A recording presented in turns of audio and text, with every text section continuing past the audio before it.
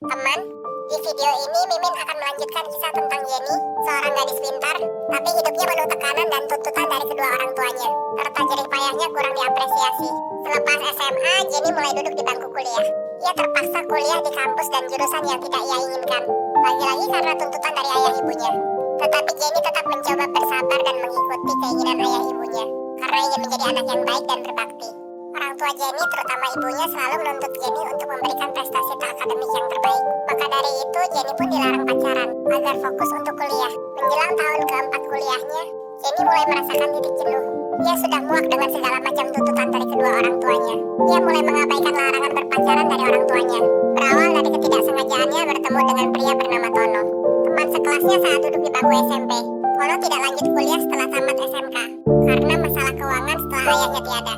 Sempat bekerja di pabrik selama 2 tahun, namun karena kontrak habis dan tak kunjung mendapat pekerjaan, Tono memilih fokus membantu ibu dan kakaknya membuka warung makan di kantin tempat Jenny kuliah. Pertemuan Jenny dan Tono menjadi titik awal hubungan mereka selanjutnya. Tono sering menjadi tempat Jenny berkeluh kesah. Jenny merasa nyaman jika sudah asik mengobrol dengan Tono. Tono pun menyukai Jenny yang baik dan terpelajar.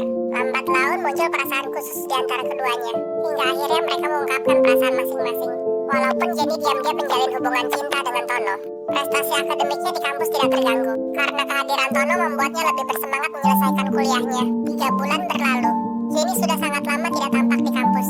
Sejak ia memberitahu Tono ia akan fokus untuk skripsi, Tono memahami dan tidak ingin mengganggunya. Tapi kabar mengejutkan tiba-tiba diterima Tono.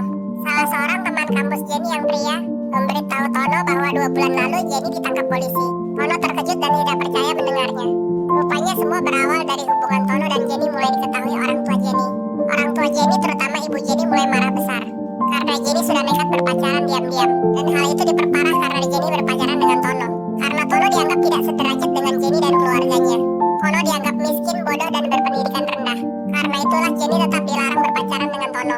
Walaupun Jenny sudah membuktikan kuliahnya tidak terganggu, tapi kemarahan Jenny memuncak pada orang tuanya ketika ternyata orang tuanya mengakui berencana akan menikahkan Jenny begitu menyelesaikan kuliahnya dengan anak dari sahabat masa kecil ayahnya yang sudah 5 kali gagal membina rumah tangga, tapi berprofesi sebagai pegawai negeri sipil.